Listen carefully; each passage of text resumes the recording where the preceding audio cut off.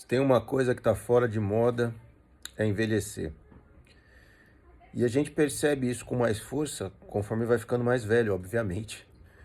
Porque a gente nota o impacto que tem na vida, no corpo, na aparência. Eu não esperava que eu fosse perceber esse contraste tão vividamente quanto eu estou percebendo, porque eu também não esperava que um dia eu fosse estar envolvido numa rotina diária mesmo, de escola.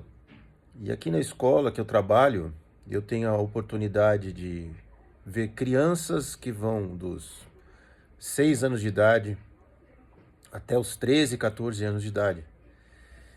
E é engraçado ver como os jovens, pelo menos nesse recorte de realidade onde eu me encontro, eles, primeiro de tudo, são fechados em si mesmos, né? É muito raro ver um jovem que dá valor para uma pessoa mais velha. É muito interessante notar que a pessoa adulta ela é quase invisível para o jovem, ainda mais nesse contexto aqui. Eles passam muitas vezes pela gente, eles estão tão entretidos em conversar sobre os assuntos deles, os interesses deles, que eles nem reparam que cruzaram com você. Mais interessante ainda é ver os pais, porque, especialmente nesse ambiente que é um ambiente de pessoas com poder aquisitivo mais alto, o empenho que existe em se manter uma aparência jovem é uma coisa surreal.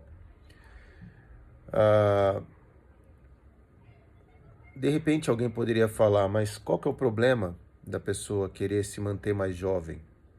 A Bíblia tem em Provérbios a seguinte declaração, que a glória dos jovens é a força, né, o vigor da juventude, e a glória dos mais velhos é justamente o aspecto de você estar mais velho. Ele usa a citação das cãs, né, que são os cabelos brancos, mas para muita gente, por exemplo, meu cabelo não fica branco, tá vendo? Eu não tenho cabelo branco, mas eu acho que todos os meus cabelos brancos caíram. Então eu devia ter muitos, mas eles caem. Então eu fiquei muito calvo. E assim, existe todo um trabalho para se evitar essa aparência, né? Tem gente que pinta cabelo, existe um monte de procedimento estético para evitar ficar com esses negocinhos debaixo do olho, rugas e coisas do gênero. Tem gente que dedica um tempo absurdo em academia para manter aquele corpão.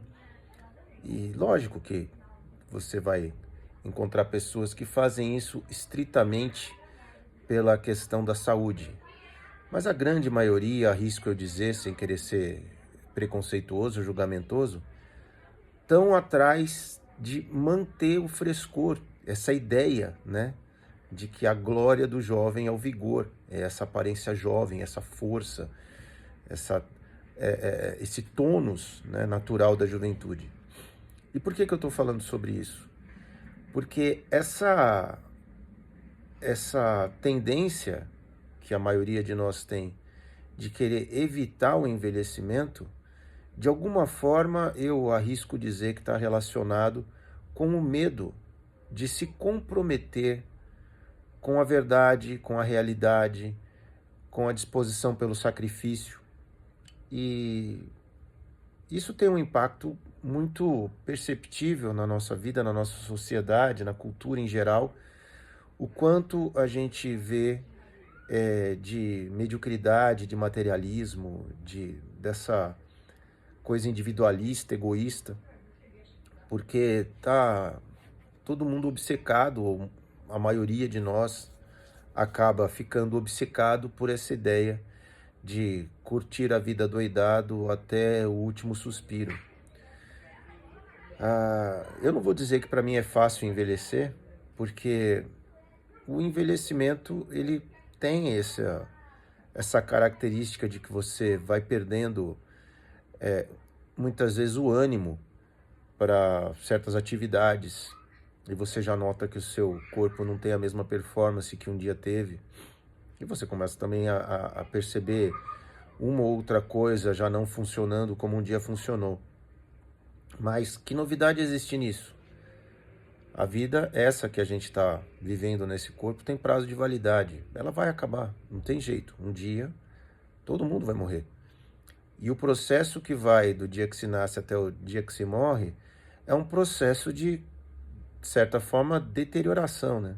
Você vai cada vez mais tendo menos vida, menos vigor, menos força. E, enfim, the circle of life. Então, qual é a moral da história nesse caso? Nesse caso, a moral da história é importante nós estarmos vinculados à realidade, à verdade.